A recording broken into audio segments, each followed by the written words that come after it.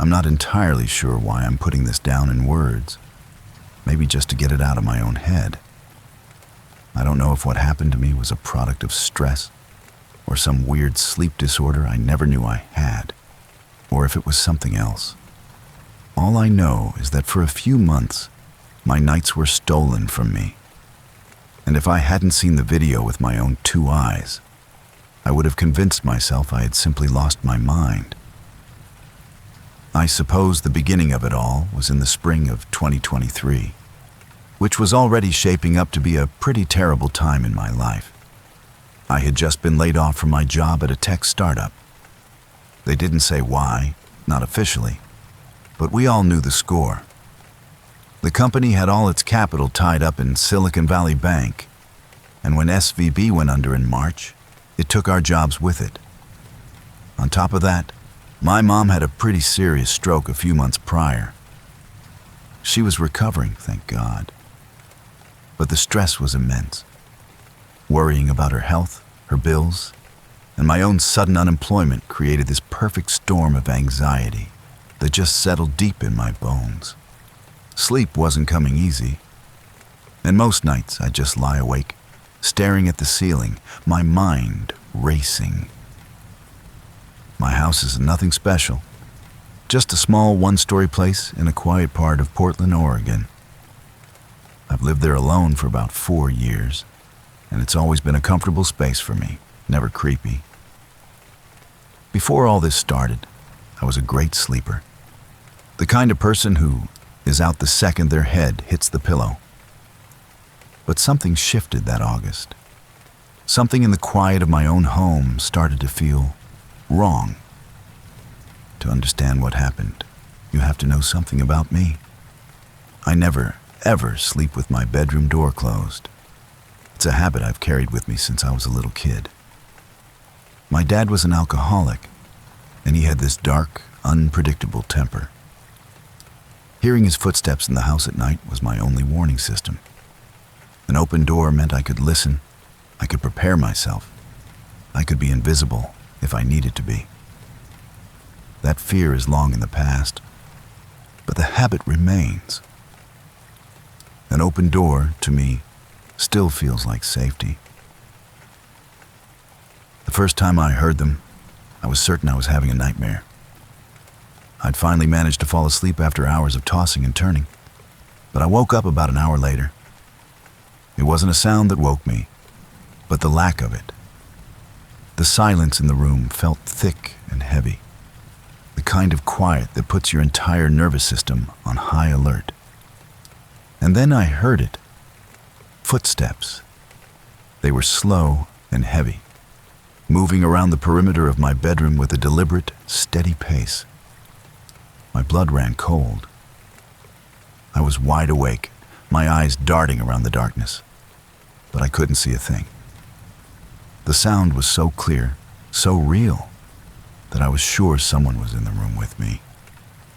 The footsteps made a slow circle and then stopped right beside my bed. I could feel a pressure in the air, that primal, terrifying feeling of being watched by something you can't see. I wanted to scream, to reach for the lamp or my phone, but I was completely frozen, pinned to the mattress by my own fear. My heart was hammering against my ribs so hard I thought it would break them. But nothing happened. The presence just lingered there for what felt like an eternity. And then, eventually, the exhaustion must have won out. Because the next thing I knew, my alarm was blaring, and sunlight was streaming through the window. The first thing I did was a full sweep of the house. The doors were all locked, the windows were secure. Nothing was missing, nothing was out of place. I chalked it up to a vivid stress dream and tried my best to forget about it. Of course, a few nights later, it happened again. The same exact routine. I'd wake up an hour into my sleep to that suffocating silence, followed by the sound of someone walking around my room. This time I kept my eyes squeezed shut, my body rigid, just listening as the steps paced back and forth at the foot of my bed. I tried to rationalize it, telling myself it was the house settling or a neighbor outside, but I knew it wasn't. The sound was inside. It was crisp and clear, and it was in the room with me. When morning came, again, everything was normal. There was never any proof, just the lingering memory of that bone-deep terror. This became my new normal, 3 or 4 nights a week. I started to dread the sun going down.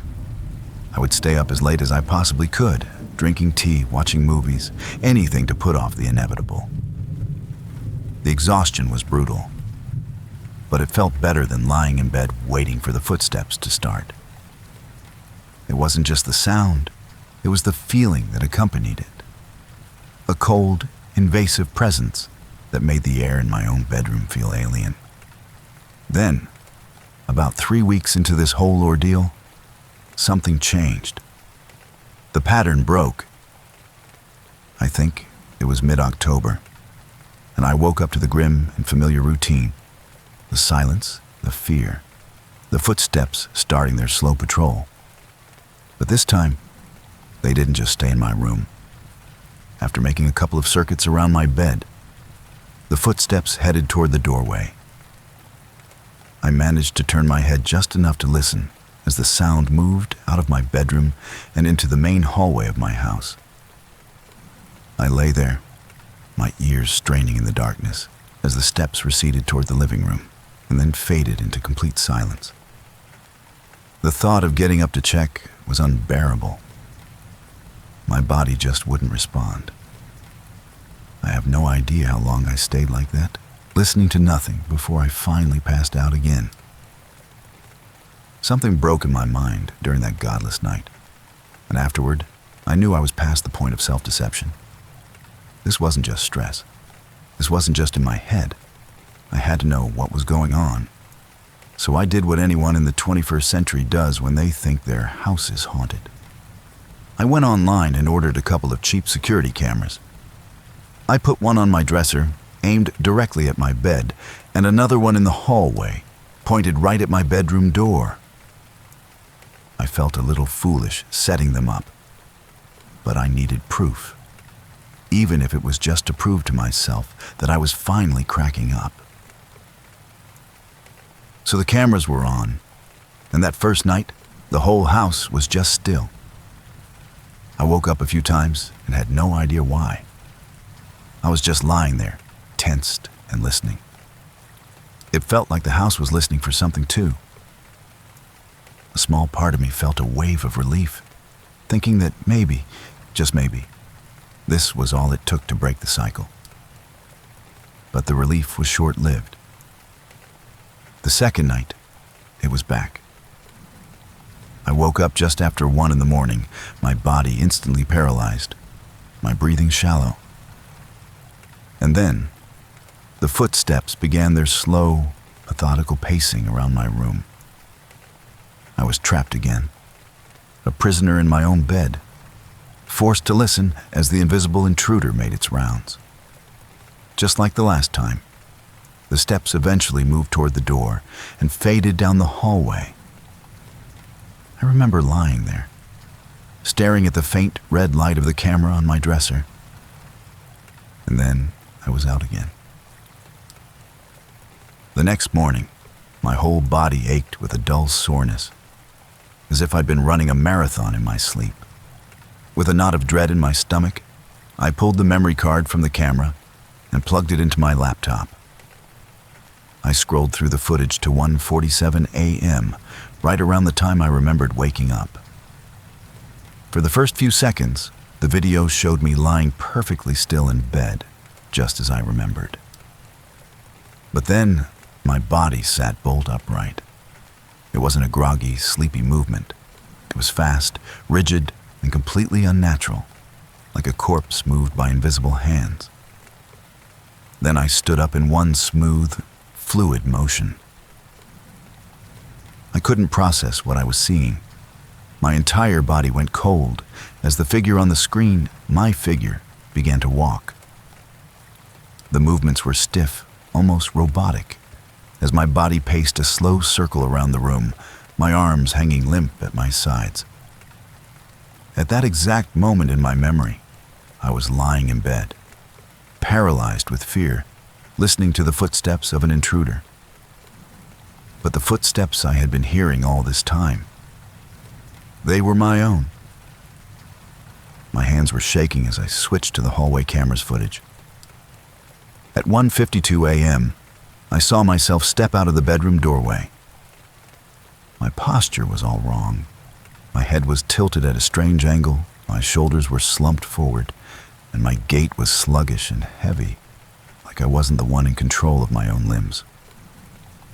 I walked slowly down the hall and disappeared from the camera's view. 15 minutes later, the footage showed me returning, walking back into my room with the same unsettling, vacant movements. The instant I laid back down in bed and became still was the exact moment that, in my memory, I had finally been able to fall back asleep. I must have watched the videos a dozen times, my mind struggling to connect the two realities: the person trapped in bed, listening in terror, and the person on the camera, generating that very terror. They were both me.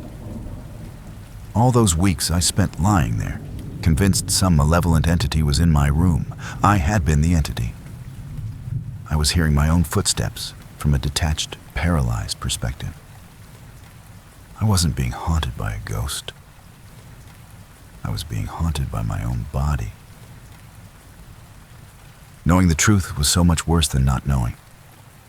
It wasn't a relief. It meant that something could take control of my body, walk me around my own house, while my conscious mind was locked away, forced to be a helpless spectator. I tried to rationalize it as some extreme form of sleepwalking brought on by everything I was going through. But the feeling of it was too violating. For a while, I stopped checking the cameras. I didn't want to see it anymore. Instead, I just tried to fix my life. I threw myself into helping my mom with her recovery, and I started a small online business to keep myself occupied. Slowly, as the spring wore on and my life found a new, calmer rhythm, the episodes began to happen less frequently. And then, one day, they just stopped. I started sleeping through the night again. No paralysis, no footsteps. It was just over. I still don't have an explanation for what happened, and I've tried not to dwell on it. But even now, I can't bring myself to close my bedroom door at night. That old habit, born of one fear, has now become a guard against another, much stranger one.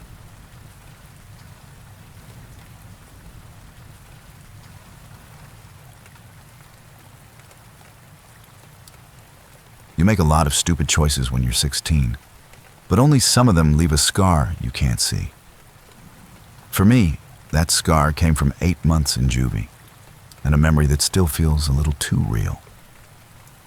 I wasn't some tough kid or a hardened criminal. I was just a 16-year-old idiot from Chicago who made a profoundly stupid decision with the wrong people. But that one choice ended up costing me 8 months of my life, and gave me a memory that still makes my stomach turn, even all these years later. The whole thing started, I remember, back in November of 2004. Me and a couple of guys I knew from the neighborhood got the bright idea to steal a car.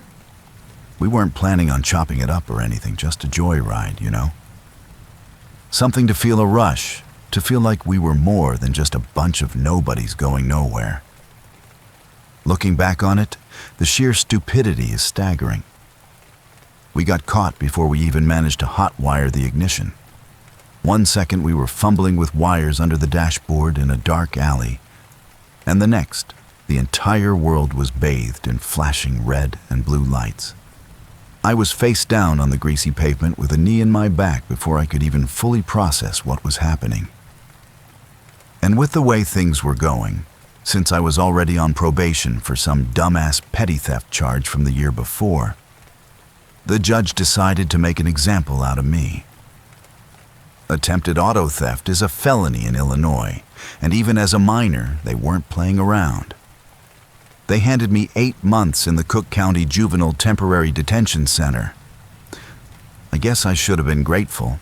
A year older, and I would have been in the adult system looking at a much longer stretch.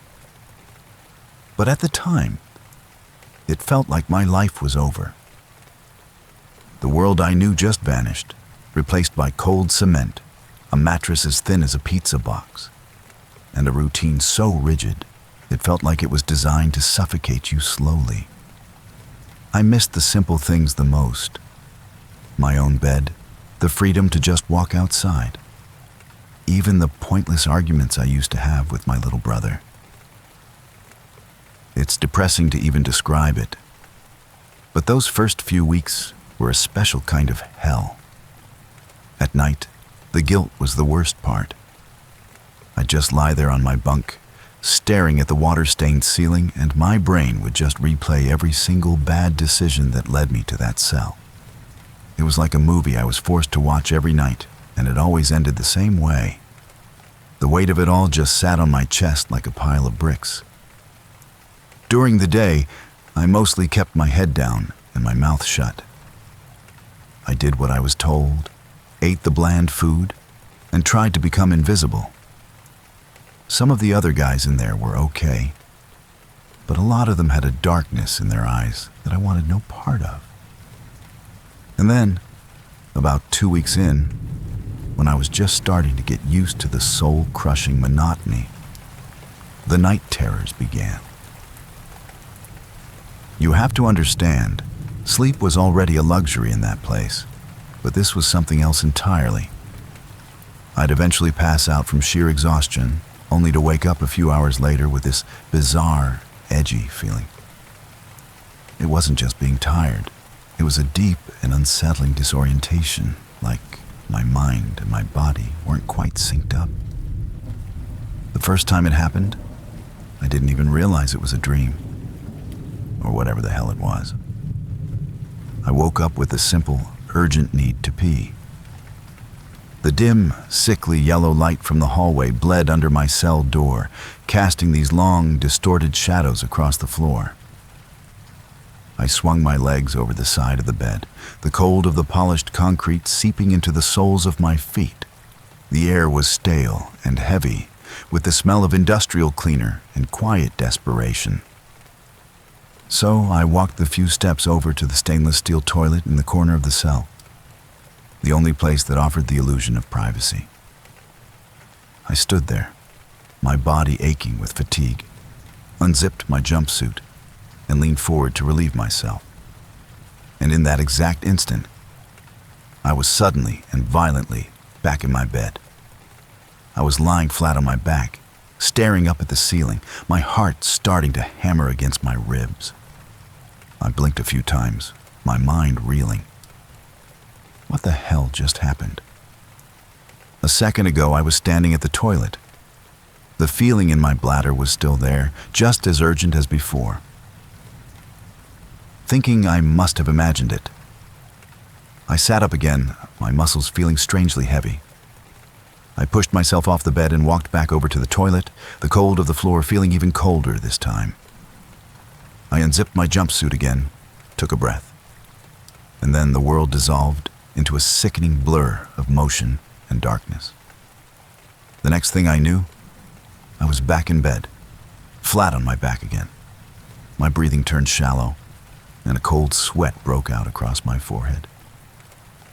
My head felt like it was submerged in water, the silence of the cell pressing in on me. I was starting to shake now, but a stubborn part of me needed to prove that I wasn't going crazy. I forced myself to my feet one more time, my legs unsteady, and took a step toward the toilet, only to be met with that same dizzying, disorienting spin before my consciousness reset. After that, it's a blur, and I don't know how many times I repeated that loop. 10 times? 20? Each time I tried, the nausea grew worse, and the feeling of being yanked backward became more violent. I tried different things to break the cycle. I moved slower, I touched the wall for balance. I even pinched my own arm as hard as I could, trying to shock myself into staying present. Nothing worked. No matter how I approached it, the moment I was about to pee, the loop would restart, and I'd be staring at that goddamn ceiling again.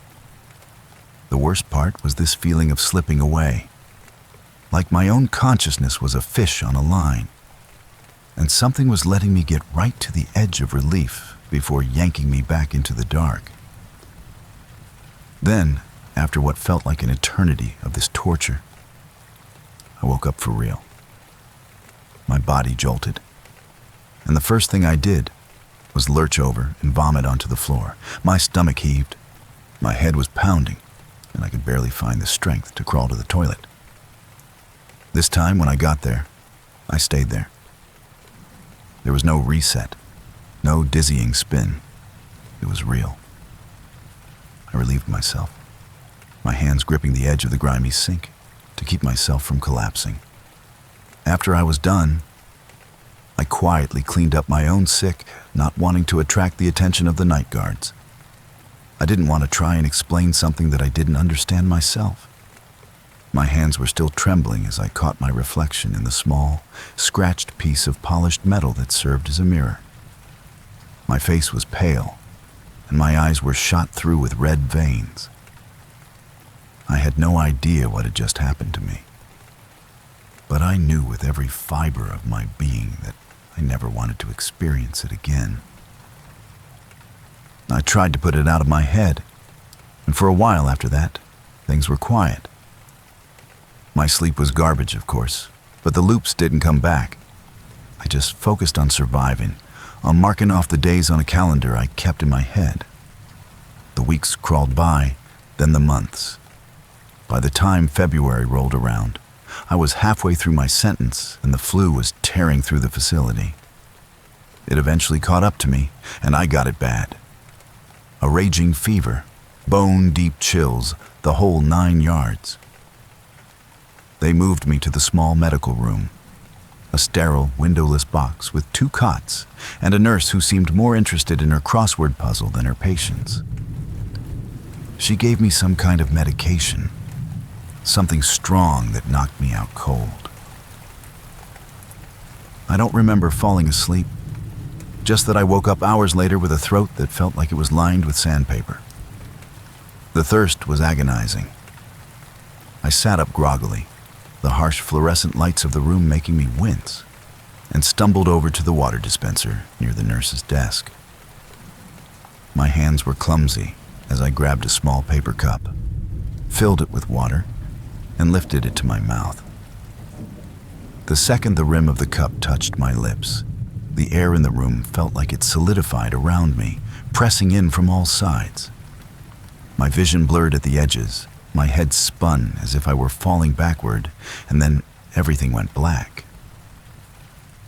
And just like that, I was back in the cot. I coughed, a dry, rasping sound, and sat up in a panic. My throat was still on fire. The desperate need for water was overwhelming. I scrambled out of the cot, my legs feeling weak and shaky, and made my way back to the dispenser. I grabbed another cup, filled it to the brim, my eyes fixed on the cool, clear water. I brought it to my lips, my whole body tensed. And the world twisted again. That familiar, sickening sensation of falling washed over me, followed by a split second of darkness. The panic was a living thing inside my chest now, clawing at my throat.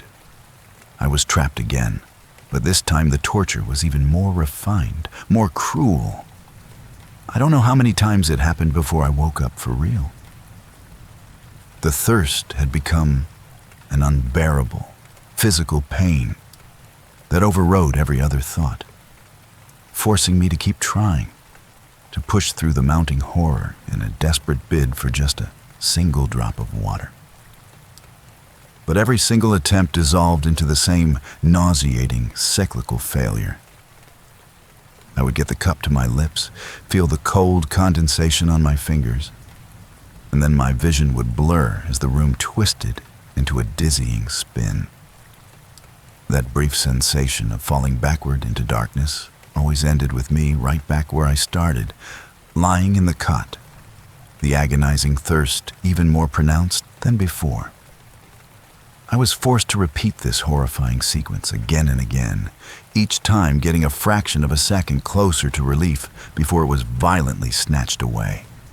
My will to scream was useless, as my throat was too dry to make a sound, and my body wouldn't obey any command other than the primal need to seek water. Every attempt, every ounce of my remaining strength was consumed by that loop, and with each reset, the hope of ever actually tasting that water grew smaller and smaller until it was nearly gone entirely. And then the loop finally broke, and when I did finally wake up for real, I lunged for the water dispenser and drank so fast I nearly choked. The feeling of the cold water hitting my dry throat was the most real thing I had ever experienced. My hands shook as I wiped my mouth, my stomach twisting. The taste of water was real.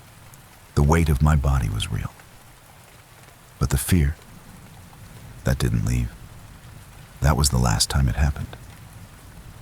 After that night, the loop never came back. No more waking up in bed when I wasn't supposed to. No more being stuck in that terrifying cycle. It was over. But that didn't mean I stopped thinking about it. That feeling, it never really left me, and I thought about it every single day until I got out of juvie. The feeling of being trapped, unable to move forward, stuck in the same sequence no matter what I did, it stayed with me. I couldn't shake it. At first, I chalked it up to stress, maybe a side effect of the flu or the meds they gave me. But the more I thought about it, the more it felt like something else. Something bigger. It was like a warning. I was 16, locked up for doing something stupid with people who didn't give a damn about me. If I kept making the same dumb choices, hanging with the same crowd, doing the same reckless things, what was my future going to look like? Another loop. Different setting, same outcome. Getting out, screwing up, ending up right back in a cell. Over and over. Just like those nights. No escape, no moving forward. Just stuck. And somewhere deep down, I didn't want to be that guy. I didn't want my life to be one big repeat. By the time my 8 months were up, I was ready to leave that place behind. Not just the building, not just the people inside. I wanted to leave the whole cycle behind. Whatever that night terror was, whatever made it happen, I got the message loud and clear. I wasn't going to end up in that loop again.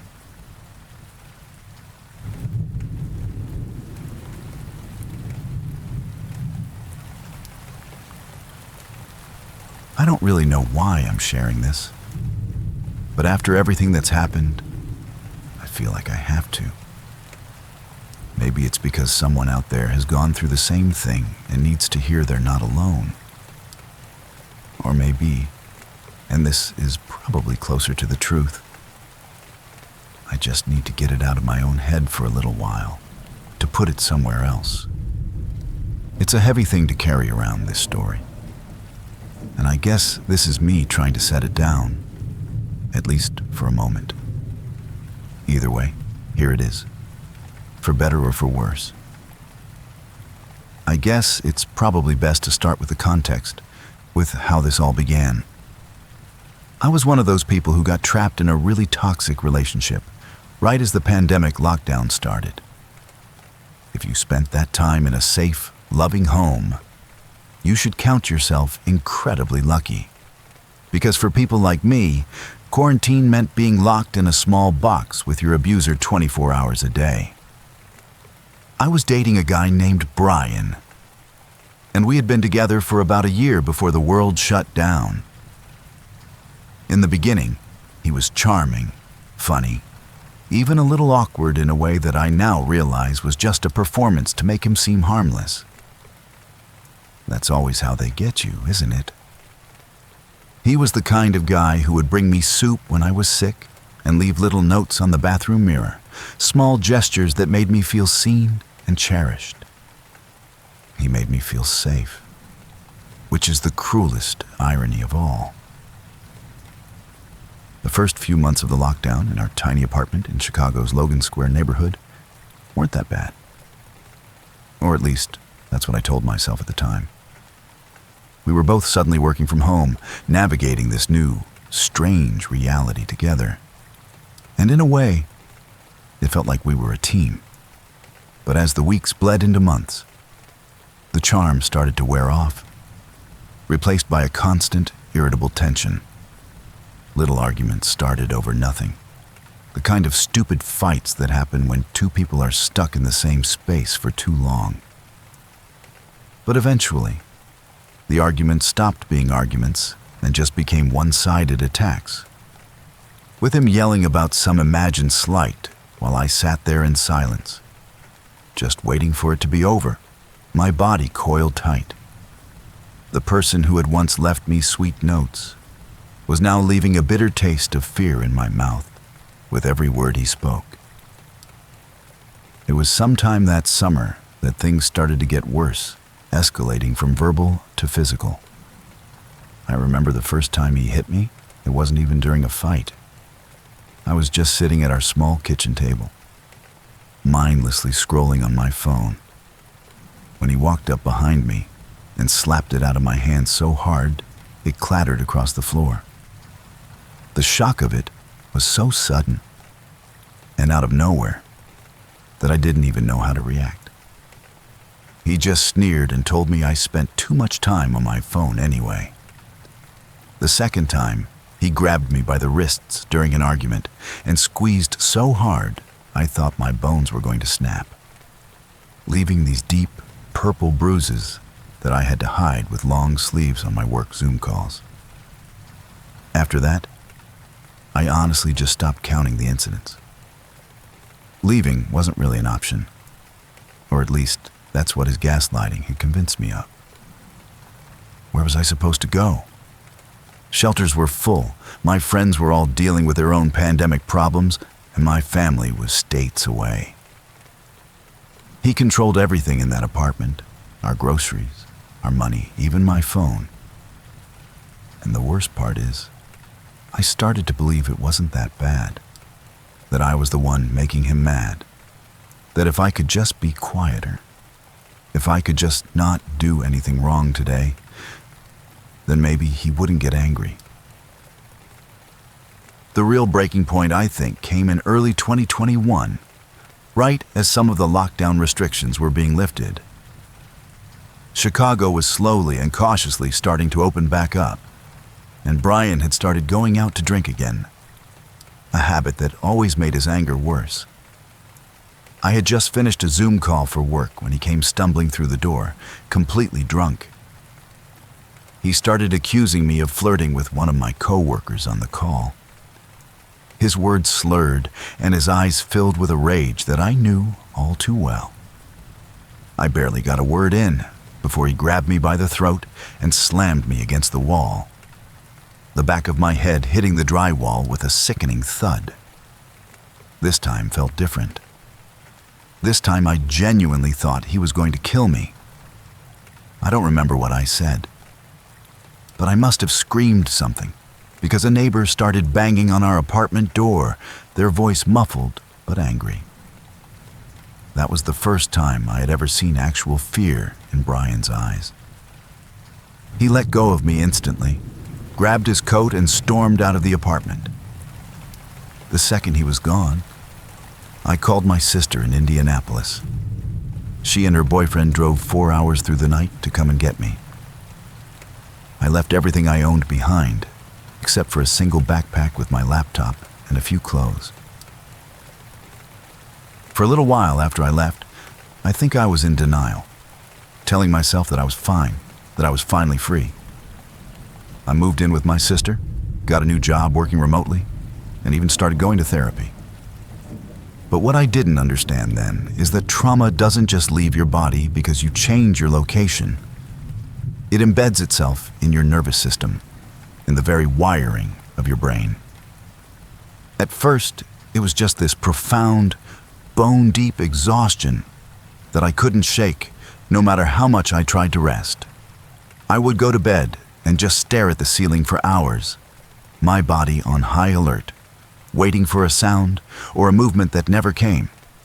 My heart would race at random times during the day for no reason at all, and I'd find myself flinching at shadows in the corner of my eye. Loud noises put me on edge, and the sound of a door slamming shut would send me spiraling right back into memories I was desperately trying to forget. The depression that followed hit me harder than I ever expected. I thought I would feel relief after escaping, but instead, I just felt hollow, like my brain couldn't process the fact that the danger was actually over. Some nights, I would just sit up in bed, my hands gripping my arms, rocking back and forth slightly, trying to convince myself that I was in a safe place now. But the fear never fully left me. It just followed me into the daylight, a quiet, creeping thing at the edges of my thoughts, a constant reminder that something bad could always happen again. Then there was the paranoia. Every time I left the house, I would check over my shoulder. Every time I heard heavy footsteps behind me on the sidewalk, my pulse would quicken. I couldn't stop imagining Brian showing up out of nowhere, even though I was states away. My therapist told me it was a classic case of PTSD, which made perfect sense. But having a name for it didn't make the feeling any less real. It was my sister who first noticed how bad my sleep had really gotten. She started to see the little things. How I'd wake up looking like I hadn't slept at all. How I would just sit at the kitchen table in the morning and stare into nothing. How I would flinch whenever she walked into a room too quietly. I kept telling her I was just tired, that I was still adjusting, that maybe I just needed to take some melatonin. But no amount of melatonin was going to fix what was happening to me when I closed my eyes. The first night terror happened in early March. I remember it clearly because it was on a night that I had actually convinced myself that I was starting to get better. I felt genuinely tired for the first time in months, and I thought I was finally going to get a full night's sleep. I was in my bed in the dream, exactly as I had fallen asleep, lying on my side with my back toward the room. I could feel a presence behind me, but it didn't feel threatening. It felt gentle, almost comforting, as someone started brushing my hair slowly and softly. But when I turned my head to see who it was, there was no one there. A split second later, something yanked my hair so hard that my head snapped back, and I felt myself being pulled down into my pillow, my face shoved into the mattress until I couldn't breathe. I woke up with a jolt, my heart hammering in my chest. But my room was empty and still. The real horror, though, started to take a more specific shape 3 nights later. In this dream, I was lying in bed, staring up at the ceiling, completely unable to move. I felt that same prickle on my arms, the feeling of a deep unease settling in the room. And then I noticed them. 4 men were standing on my bed, just looking down at me with these awful, distorted expressions. They weren't ghosts or shadowy figures. They looked completely real and solid. The first man, at the foot of my bed, was furious, his face twisted into an animalistic snarl, his eyes burning with a pure, undiluted rage. The second man stood to his left, his face contorted in a profound and theatrical sorrow, his lips trembling as tears streamed down his face.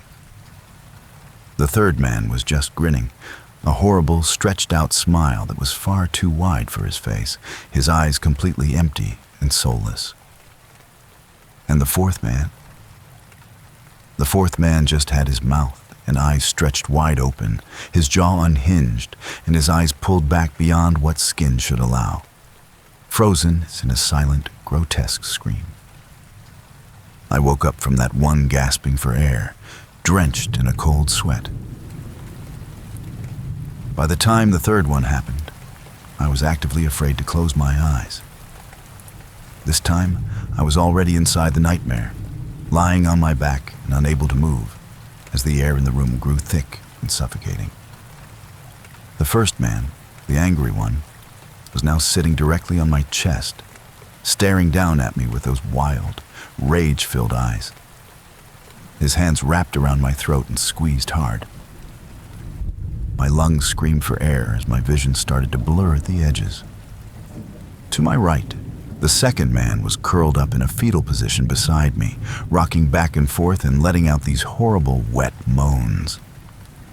The third man was standing at my bedside with that same grotesque grin, his fingers twitching like he was waiting for something to happen. And the fourth man was on the wall, crawling toward the ceiling like a cockroach, his limbs moving in a stiff, unnatural way.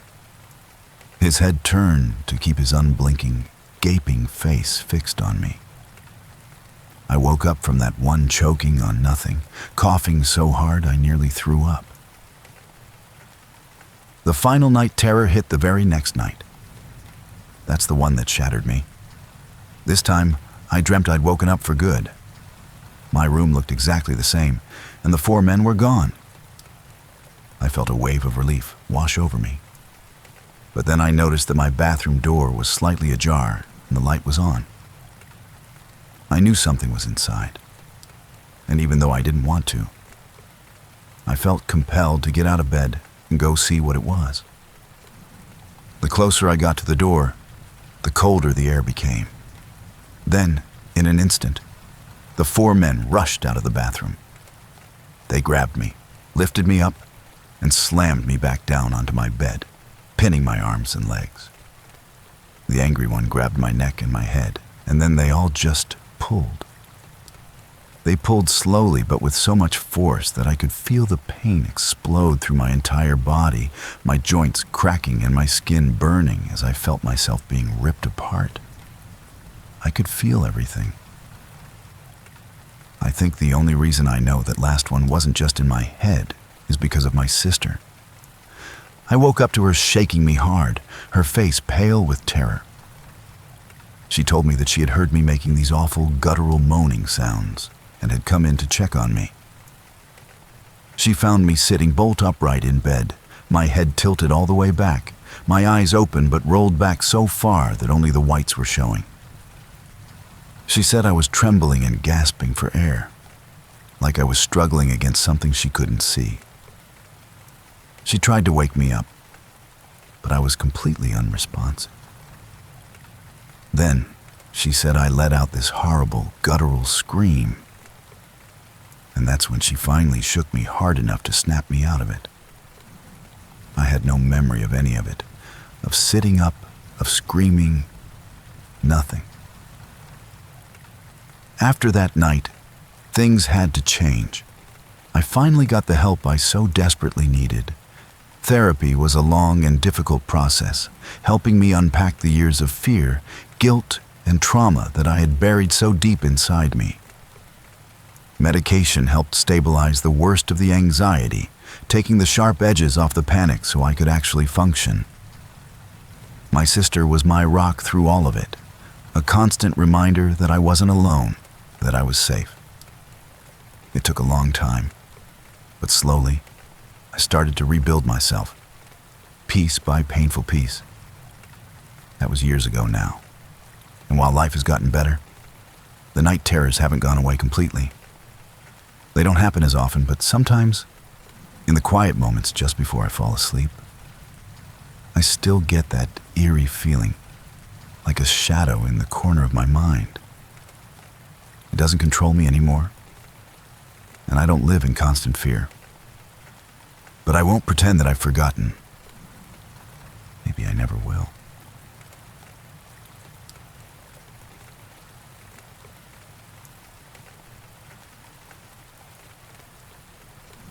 For as long as I can remember, there have been two different stories about what happened to me as a child. The first is the logical one, the one the doctors gave my parents. That a severe case of sepsis and a dangerously high fever caused a series of vivid, terrifying hallucinations as my body fought to survive.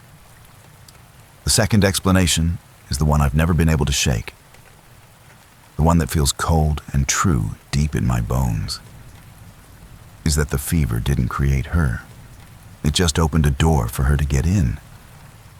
And for years, I was terrified that another sickness, another fever, would be all it took to open that door again. This is the story of what happened when I was finally right. It all started with something so stupid and so normal that it's hard to believe it led to everything else. When I was 10 years old back in 2005, I was just a regular kid who loved riding my bike. I scraped my knee falling on the pavement at the park, a nothing injury that I probably didn't even wash properly. For a couple of days, it was just a little red and swollen, but then I developed a fever that climbed with an alarming speed. I remember that period at home before the hospital as a hazy, miserable blur. My body ached with a deep, throbbing pain I'd never felt before. And I was so tired, I could barely move from my bed to the couch. My mom took me to an urgent care clinic where they diagnosed it as a minor infection, gave her a prescription for some pink, bubblegum-flavored antibiotics, and sent us home. But the medicine didn't work. I just kept getting worse, the fever climbing higher and higher until I was shivering and sweating at the same time, my teeth chattering uncontrollably. Within 48 hours, my mom says my temperature spiked past 104 degrees, and my breathing became shallow and rapid. I was rushed to the emergency room, where the doctors realized a simple staph infection had entered my bloodstream, a condition they called sepsis. My memories of the first couple of nights in the hospital are just confusing, terrifying fragments of pain, fever, and the constant rhythmic beeping of machines I was hooked up to. I remember the scratchy feel of the hospital sheets on my burning skin and the low, constant hum of the air conditioner in the dark room. The doctors told my parents that they had caught it just in time. But my small body was in for the fight of its life. It was on the third night, I think, after they had pumped me full of a new, stronger cocktail of drugs, that I first saw her. I had been drifting in that hazy, miserable space between a feverish sleep and a delirious wakefulness when I became aware of a change in the room's atmosphere. The only light came from the soft, rhythmic glow of the heart monitor beside my bed, its little green lines spiking with my panicked pulse. And just outside my window, she was there. It was a woman, dressed in something long and flowing like an old-fashioned dress, her skin a pale, almost luminous gray in the dark. Her hair was long and black, hanging limp and wet around her face, as if she'd been out in the rain. But it was her eyes that sent a jolt of pure ice down my spine. They weren't really eyes at all. They were just two black, empty, hollow voids staring straight at me. I remember blinking, my feverish 10-year-old brain telling me that I had to be dreaming. But she didn't disappear. She just stood there, motionless, her gaze locked onto mine. My heart started pounding so hard that the beeping of the monitor next to me sped up into a frantic, panicked rhythm. The rational part of my mind, even then, was screaming that what I was seeing wasn't possible. My hospital room was on the 5th floor. There was no ledge, no balcony, no rooftop access just outside that window. There was absolutely nothing for her to be standing on. And yet, she was there, floating in the darkness. I must have blacked out from the fever or the fear, because the next thing I remember is the bright morning sun streaming through that same window. and the woman was gone. The next morning, in the harsh and sterile light of day, it was easy to believe it had all been a nightmare. I didn't mention it to anyone at first, figuring it was just a strange fever dream. But the next night, she came back. I was drifting in and out of a restless sleep when I felt it again.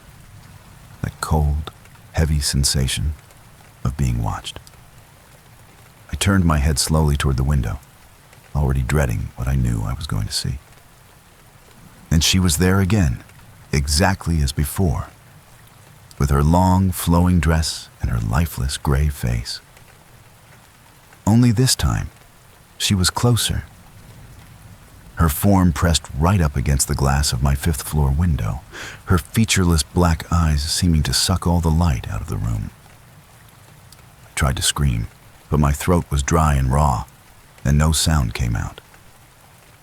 I tried to move, to pull the blanket over my head, but my body wouldn't respond. It was like I was frozen in place, a prisoner in my own bed, forced to stare at her as she stood there, unmoving, just on the other side of the glass. After that night, I finally told my doctor, who gave my parents a reassuring smile and explained that high fevers and strong medications can often cause vivid hallucinations in children, especially during a traumatic event like this. It was a logical explanation that made perfect sense, but it didn't explain the profound and terrifying feeling that what I was seeing was real. By the fourth night in the hospital, I was actively terrified of the medicine they gave me to help me sleep. I knew that the moment I drifted off, she would be there. And I had a horrifying feeling that she was getting closer each time. I fought to stay awake for as long as I could, my small body trembling with a mixture of fear and exhaustion. But the drugs in the IV drip always pulled me under. This time, when I woke up, it was to a deep, suffocating silence. The steady beeping of my heart monitor was gone, the hum of the air conditioner had stopped, and even the distant murmur of nurses from the hallway had vanished. It was like the entire world had pressed pause, except for me and her. I turned my head toward the window out of pure instinct, but I already knew she wouldn't be there. I could feel her presence in the room with me. She was standing at the foot of my hospital bed, perfectly motionless. Her long black hair clung to her face, damp and stringy, as if she had just crawled out of a flooded grave. Her dress, which had once looked flowing, now seemed tattered and soaked, dripping little puddles of dark, brackish water onto the linoleum floor. And her eyes, those bottomless pits of black, bored into me, locking me in place. I was trapped in that horrifying state between sleep and wakefulness, where you're completely aware of everything but utterly powerless to move or scream. Her hand twitched at her side, and then she moved. It wasn't a natural movement. Her limbs didn't shift like a person's would. They snapped forward in these jerky, unnatural motions, like a marionette being pulled by invisible strings as she crawled up onto the foot of my bed.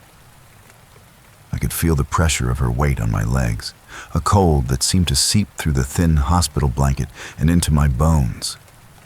Her breath, a cold, damp, and foul-smelling thing that smelled like old river mud and decay, hit my skin. I couldn't fight. I couldn't scream. I couldn't even blink. She crawled slowly up my body until her face was just inches from mine. Then, she spoke in a rattling whisper that seemed to drag itself from her lungs, a slow, decaying sound that carried 4 terrible words. You brought me here. I must have blacked out then, because the next thing I knew, it was morning. The machines were beeping again, and the world had returned to normal. The nurses just told my parents that my fever had finally broken during the night after a dangerous spike in my heart rate. After I was finally discharged from the hospital, The relief on my parents' faces was something I'll never forget. But all I felt was a strange, hollow emptiness, and that heavy, suffocating presence that seemed to follow me long after I left that room on the 5th floor. The night terrors didn't stop just because I was home. If anything, they got worse for a while, more vivid. My fever was gone, but I would still wake up drenched in sweat, my body locked in place, convinced that if I just opened my eyes, she would be standing in the corner of my room. I stopped sleeping with my curtains open, terrified that I would see her standing outside my second-story window, just staring up at me. My parents chalked it all up to PTSD from the hospital stay, and for years, I did too. It was the only explanation that made any sense. The physical recovery was slow, my body so weak that even walking down the hallway felt like a marathon. But the mental recovery was even harder, as I was constantly haunted by the feeling of those black, empty eyes. And then, after a few weeks of that torment, it just stopped. As my body healed and I grew older, the night terrors faded, the paranoia dulled, and the memory of the woman became a strange, half-believed story from my childhood, something I convinced myself had just been a series of vivid, fever-induced hallucinations, just like the doctor had said. I went through high school and college. I got sick with colds and the flu, sometimes with fevers. But she never came back. For more than 15 years, she was gone. And I honestly thought I had forgotten all about her, that she was just a phantom created by a sick child's terrified mind. Until last year, I was visiting my parents for the holidays, and at 28 years old, the nostalgia of being back in my childhood home hit me pretty hard. It was a good trip, full of drinking with old friends and celebrating. But by the time New Year's rolled around, I had come down with a nasty case of the flu, the kind that knocks you on your back. That night, I was burning with fever in my old bed when I woke up with a sudden jolt in the middle of the night. The room was still and dark, and the hairs on my arms and the back of my neck were standing straight up. I turned my head toward the window, and my heart just dropped into my stomach. The curtains were wide open, even though I knew for a fact that I had closed them before I went to bed. My chest tightened, my pulse started pounding in my ears. I didn't want to look, but I had to. And there she was. She was standing in the far corner of my room, her body half hidden in the shadows, her head tilted slightly, as if she was studying me. Her dress was still soaked, her hair still clung to her face, and her eyes, those endless black voids, locked right onto mine. I didn't move. I didn't breathe. I just watched as she slowly lifted one long, bony hand and pointed a single finger right at me. And then she was just gone, not in a fade or a wisp of smoke, but just instantly, like she had never been there at all. The next morning, my mom mentioned how pale I looked, but I didn't say anything. What was I supposed to say? That the thing I had spent my entire adult life convincing myself wasn't real had come back for me? I finally understood then. She was never just a dream, and I had never really gotten rid of her. She was just waiting for me to get sick enough again, for the fever to open the door that I had unknowingly unlocked all those years ago in that hospital bed.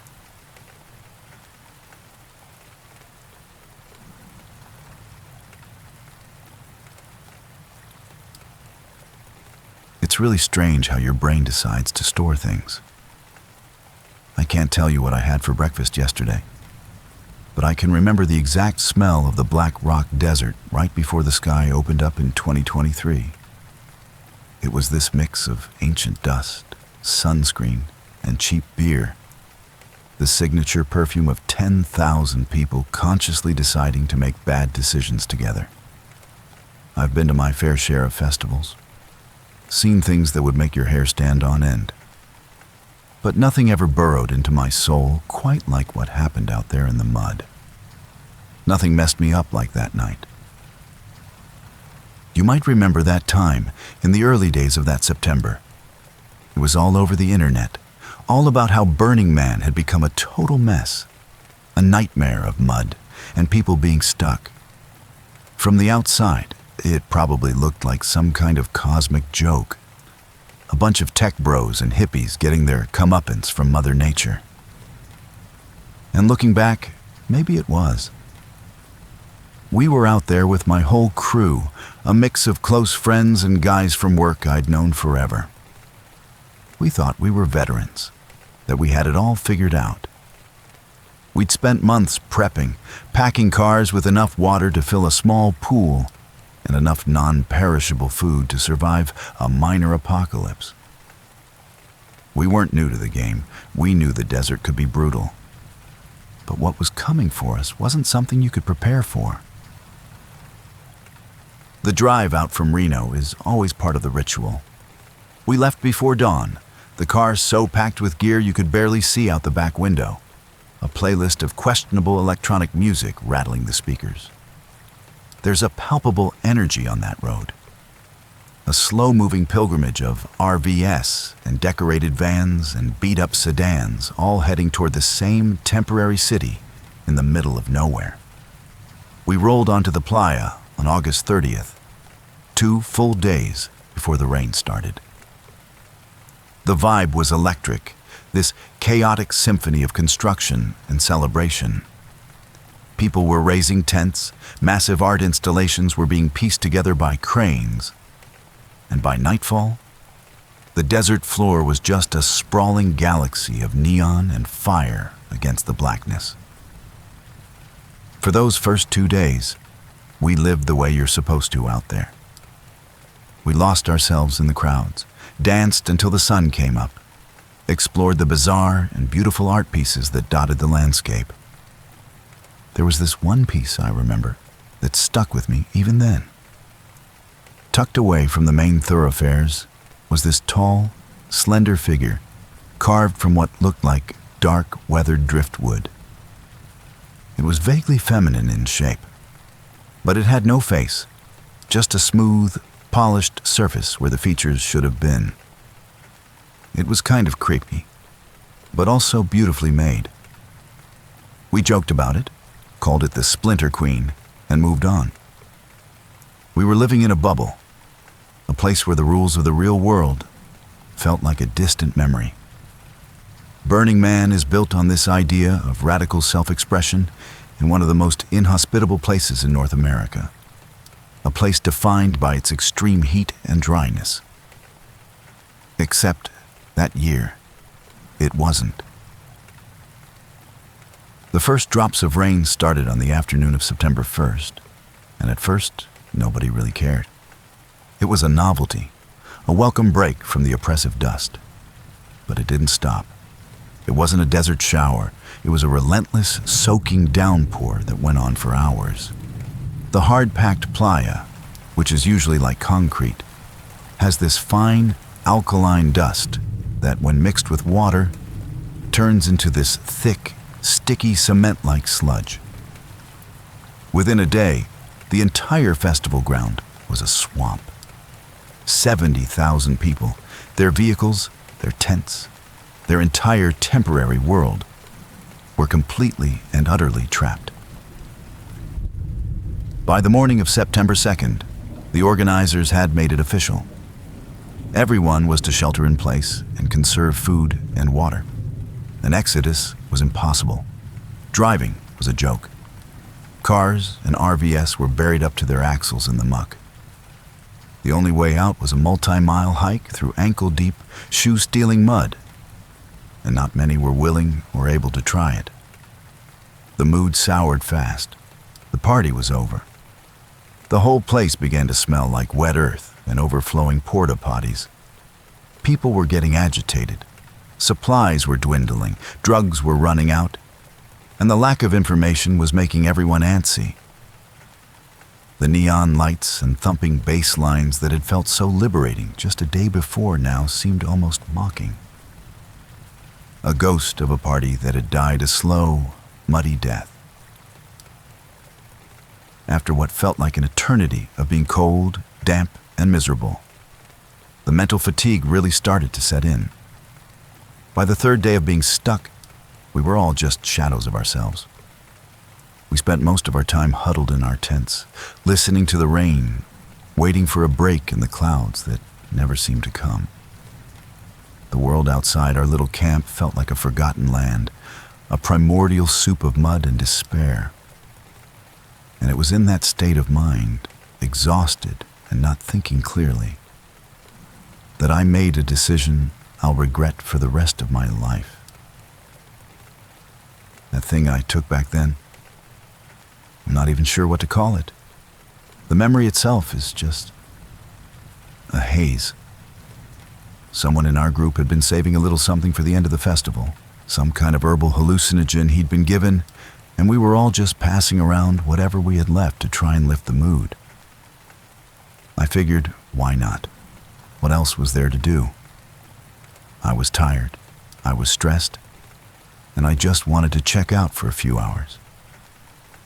I remember my workmate, a guy named Josh, handing me a small, hand-rolled cigarette of the stuff. He told me it was something special, meant for spiritual journeys. I should have listened to that little voice in the back of my head, the one that was screaming at me to just go to sleep, but I didn't. I wish to God I had. I don't remember drifting off. One moment I was lying in my sleeping bag, listening to the muffled sounds of the camp, and the next, I was somewhere else entirely. It wasn't a nightmare at first. In fact, it felt incredible. The oppressive dampness was gone, and I was lying on my back on warm, dry, cracked earth under a sky that was a permanent, beautiful orange sunset. There was a woman on top of me, moving on me in this slow, hypnotic rhythm. Her body was flawless, all curves and smooth lines, but she was made entirely of wood, not like a mannequin, but like a living sculpture, polished and warm to the touch, something impossibly perfect. I couldn't see a face, just that same blank, featureless oval from the statue in the desert. But it didn't scare me. A strange and powerful desire washed over me, more intense than anything I had ever felt. With every movement she made, her body let out a soft, creaking sound, like the branches of an old tree swaying in the wind. When she moaned, it was the sound of wood rubbing against wood, a high-pitched, resonant scrape that was completely alien, yet somehow intensely arousing. The feeling was building to a fever pitch, her movements becoming faster, the creaking growing louder and more frantic. I gripped her wooden hips, feeling the strange warmth of the material. And I felt myself approaching a release that was more than just physical, something ancient and forbidden. And then, as if in slow motion, just as everything was about to peak, her entire body tensed up, and the creaking sound turned into a loud, splintering crack. A massive torrent of thick, muddy water erupted from between her legs, drenching me in an instant. It wasn't just water. It was the same foul, sludgy mud from the festival. Before I could even process what was happening, the torrent became a flood, rising around us, swallowing the orange sky. She bore down on me with an impossible weight, pinning my arms, holding me fast to the desert floor as the muddy water surged over my chest and into my open mouth. I couldn't breathe. The thick sludge filled my throat, my nose, my lungs, the taste of dirt and decay choking me. I thrashed and bucked, but she was immovable, a dead weight of wet wood pressing the life out of me as I drowned in the earth. And then I was standing. The drowning sensation was gone, but my clothes were still soaked, and the cold clung to my skin. I wasn't in the desert anymore. The world was a black void, not night. Just an empty, silent darkness. I was in the middle of a perfect circle formed by my friends. They just stood there, motionless, their faces familiar but completely devoid of any expression. A single candle flickered on the ground beside me, its weak light doing little to push back the oppressive black. Josh, the guy who'd given me the hallucinogen, leaned in close, his breath smelling of burnt sage and stale sweat. He told me I needed to take one last hit from my spliff. I looked down, and there it was in my hand, half-smoked and glowing faintly. My body moved on its own, bringing the thing to my lips and taking a long, deep drag. The instant the smoke hit my lungs, someone kicked me square in the chest with tremendous force. I flew backward, the air knocked out of me, tumbling into nothingness. I landed with a wet, heavy thud at the bottom of a deep pit. It was a freshly dug grave. Before I could even try to scramble out, the shoveling started. My friends stood at the edge of the hole above me, their faces still blank, mechanically tossing heaps of heavy, wet dirt down on top of me. I started screaming, begging them to stop, asking them what I did wrong, if I had been a bad friend, if I deserved this. They never answered. They just kept shoveling, the dirt piling up on my legs, my chest, the weight pinning me down. I was being buried alive. The mud reached my neck, then my chin. Then it filled my mouth as I tried to scream one last time. My vision tunneled to black as the last of the air was crushed from my lungs. I woke up for real with a violent gasp, drenched in a cold sweat that was somehow different from the dampness that had permeated everything for days. My tent felt suffocatingly small. My hands flew to my face, clawing at dirt that wasn't there, my throat burning as if I'd actually been choking. I sat there for a long time, shaking uncontrollably in the sudden, heavy silence. Outside, the rain had finally stopped. I couldn't bring myself to lie back down. Every time I closed my eyes, I could hear it. The faint creak of wood, the gurgle of muddy water, and the rhythmic scrape of shovels against the earth. It felt less like a dream, and more like a memory of something that had actually happened. When the sun finally rose, I crawled out of my tent. The playa was quiet, a landscape of exhausted people slowly starting to pack their muddy belongings. The sky was finally clearing. I never told my friends about the night terror.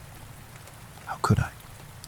How do you tell the people who just saved you in a dream that you watched them bury you alive? We managed to get our car out later that day, a long, arduous process of slipping and sliding through the drying sludge. The further we got from Black Rock City, the more I should have felt relieved. But a piece of me felt like it was still back there, buried under the mud. Even after I was home, showering in clean water and sleeping in my own bed, the feeling wouldn't leave me. It was like a low-grade hum of dread just under the surface of everything. But weeks went by, and life slowly returned to normal, the nightmare fading into just another bizarre story from a festival gone wrong. I even tried to look up that strange wooden statue online, scrolling through hundreds of photos of the 2023 art installations. I never found it. There was no record of it, no mention of anything like the Splinter Queen I remembered so clearly. It's probably nothing. My exhausted, drug-addled brain probably just mashed together a bunch of anxieties and weird visuals into one hell of a bad trip. That's the logical explanation, anyway. But even now, all this time later, on quiet nights when I'm about to fall asleep, I sometimes hear a faint creaking sound from the corner of my room, like two pieces of old wood gently rubbing together. And I can't shake the feeling that whatever I experienced in that dream wasn't just in my head. I think something out there in the desert saw us, and I think a small piece of it followed me home.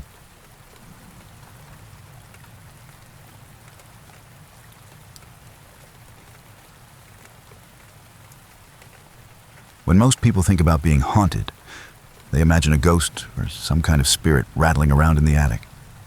What I had wasn't like that at all. It was never a person, and I don't think it was ever alive. It was just a shape. A tiny black sphere that appeared in the corner of my childhood bedroom and tried to erase me from existence. The memory of it is so sharp that I try to keep it locked away, because thinking about it too much still gives me this cold, hollow feeling in my gut. Even now, as a grown man, I'll find myself just staring into the dark corners of a room, my breath held tight in my chest, half expecting to see it hovering there again. To really understand, I guess we have to go back to when I was 11 years old, back in 2003. My family had just moved into a new house in Dayton, Ohio. It wasn't some spooky old Victorian mansion or anything, just a normal, modest 3-bedroom ranch in a quiet, suburban neighborhood with lots of trees. My parents were practical people, not prone to believing in ghosts or curses, and I was the same way.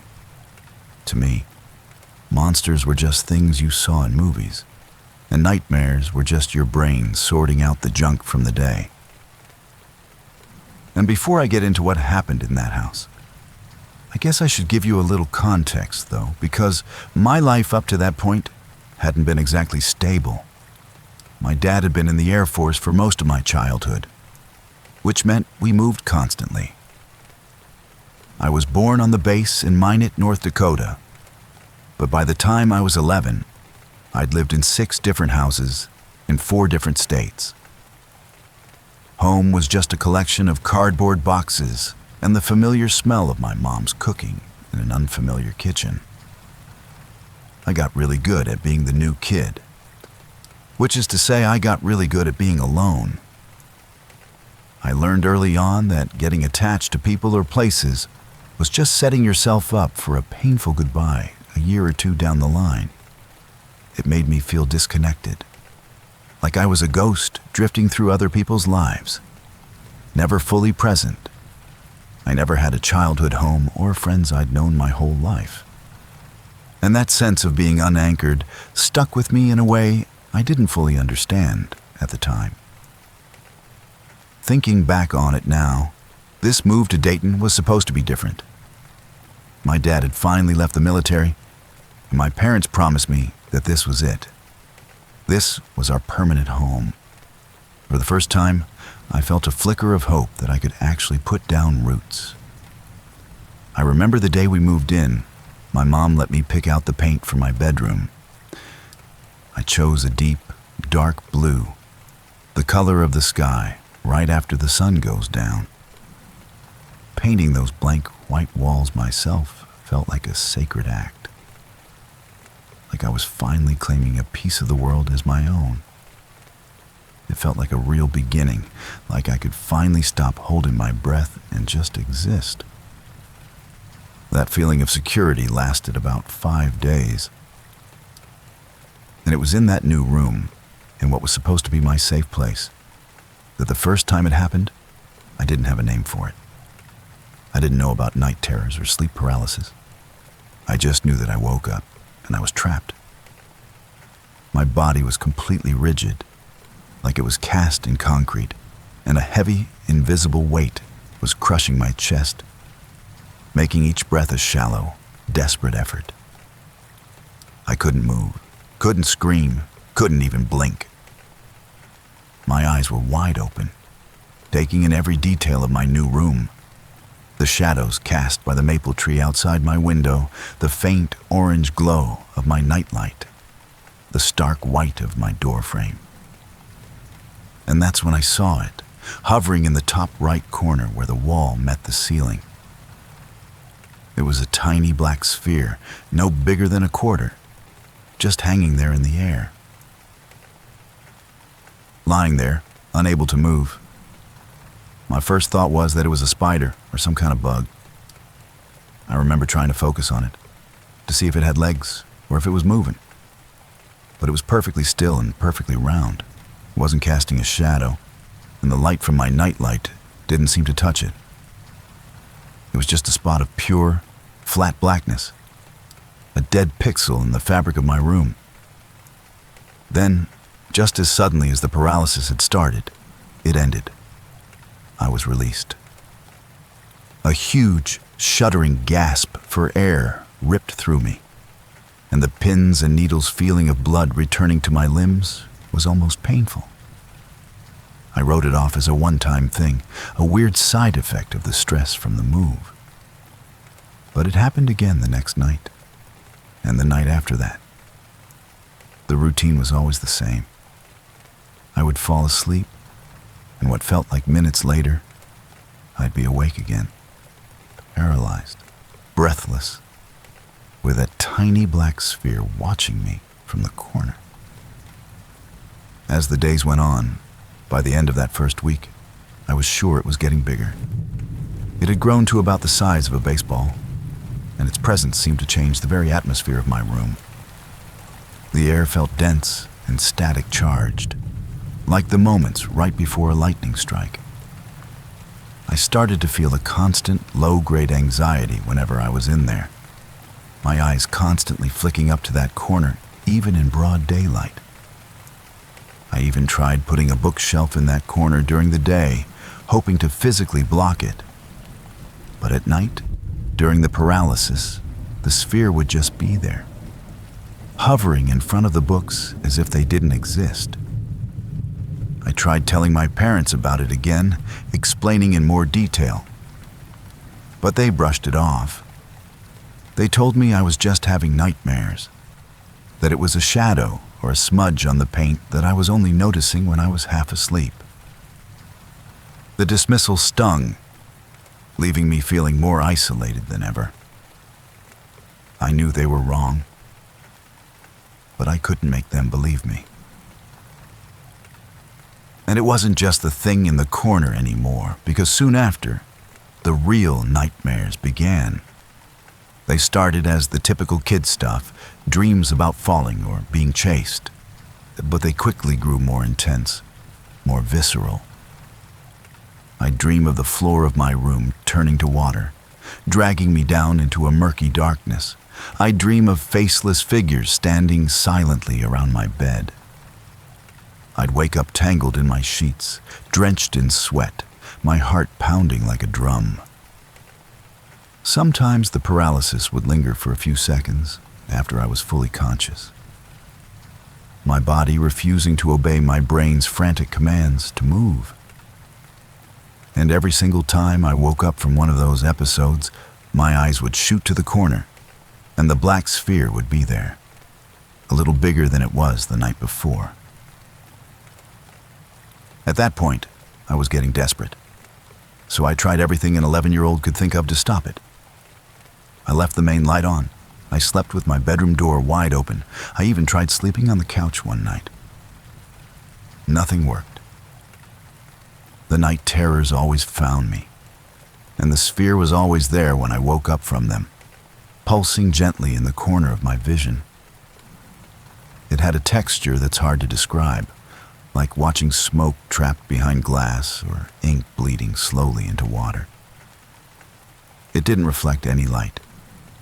It just seemed to swallow it, a perfect little hole in the middle of my reality. And then, after maybe a few weeks, I started to notice the pulling. At first, it was barely perceptible. I'd be locked in my paralysis, staring at the sphere, and I'd see the corner of my blanket lift ever so slightly in its direction. A few strands of my hair would rise as if from static electricity. But with each passing night, as the sphere grew from the size of a fist to the size of a cantaloupe, the pull became undeniable. I had a poster of a fighter jet tacked to the wall, and one night I watched, horrified, as the bottom corner of the poster slowly peeled away from the wall and strained toward the sphere. My bed sheets would slowly drag across my body toward that corner. My limbs would feel strangely light, as if something were trying to gently lift me from the mattress. The fear I felt during those moments was a pure, crystalline thing. It wasn't a dream. I was awake, and something in my room was trying to get me. At a certain point, I just stopped talking about it. How do you explain to anyone that a growing ball of nothing in the corner of your room is trying to pull you into it? I became withdrawn and irritable. I was so profoundly tired that the world started to feel hazy and unreal during the day. School became a blur, and my parents' worried questions just felt like noise. Sleep was no longer a reprieve. It was a battle I knew I was going to lose every single night. And then came the night when it finally stopped waiting. I remember waking up with that familiar, soul-crushing weight on my chest. I was paralyzed. I tried to take a breath, but my lungs felt tight and useless. I slowly opened my eyes, my gaze already drawn to the corner where the sphere should have been. But it wasn't there. My heart leaped with a moment of desperate hope. But that hope dissolved into absolute terror when I looked toward my door. The entire doorway was gone. In its place was the sphere. It had expanded to fill the entire frame, a swirling, silent abyss of pure blackness that seemed to warp the very air around it. Hanging there in the space where my door should have been, the pull was no longer gentle. It was a powerful, insistent force. I could feel my body sliding across the mattress, my fingers scrabbling for purchase on the sheets, trying to anchor myself to something, anything. I tried to scream, but my throat was closed tight. Not a single sound could escape. My feet slid off the edge of the bed, and the moment they crossed the threshold into that black void, an agony of cold shot through me. It wasn't like ice or snow.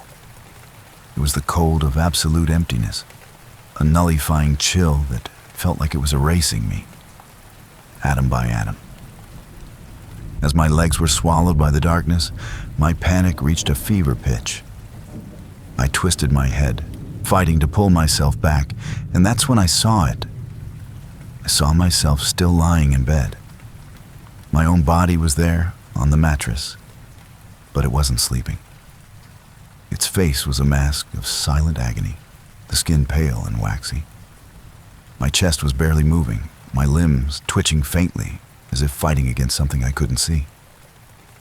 I was watching myself suffocate. The horrifying realization that my soul, my consciousness, was being pulled away while my body was being left behind to die hit me like a physical blow. In that instant, a violent jolt, like 1,000 volts of electricity, shot through me. Following that violent jolt, I snapped upright in bed with a ragged, painful gasp that filled my lungs with sweet, beautiful air. My body was shaking uncontrollably, every muscle screaming in protest. The room was normal. My door was back, closed just as I'd left it. The corner was empty. The sphere was gone.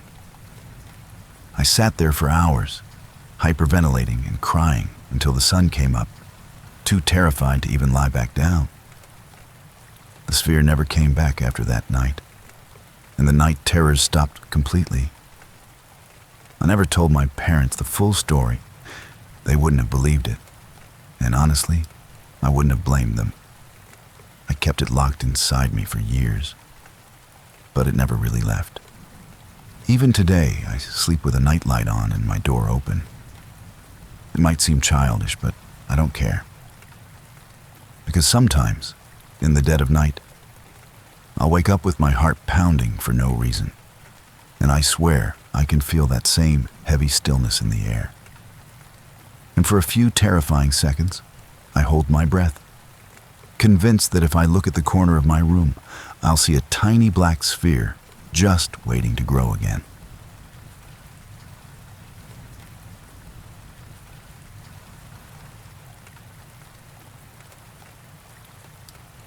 That's the last story I have for you tonight.